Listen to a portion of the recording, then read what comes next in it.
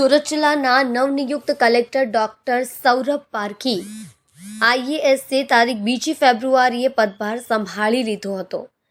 કલેક્ટરે જિલ્લા સેવા સદન ખાતે જિલ્લા વહીવટી તંત્રના અધિકારીઓ સાથે બેઠક કરી પ્રાથમિક પરિચય કેળવવા સાથે સુરત શહેર જિલ્લા વિશે માહિતી મેળવી હતી।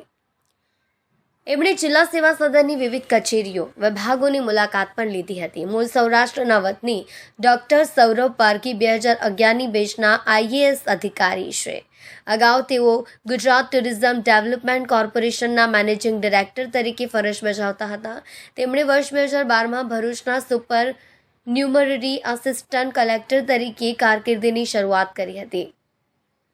ત્યારબાદ વર્ષ 2013માં ધોળકાના આસિસ્ટન્ટ કલેક્ટર, 2015માં છોટાઉદેપુરમાં જિલ્લા વિકાસ અધિકારી, 2016માં વડોદરામાં જિલ્લા વિકાસ અધિકારી, 2017માં અમદાવાદના જિલ્લા વિકાસ અધિકારી, 2018માં જૂનાગઢ કલેક્ટર, 2021માં જામનગર કલેક્ટર, 2023માં ગુજરાત પ્રવાસન નિગમના એમડી તરીકે ફરજ બજાવી ચૂક્યા છે।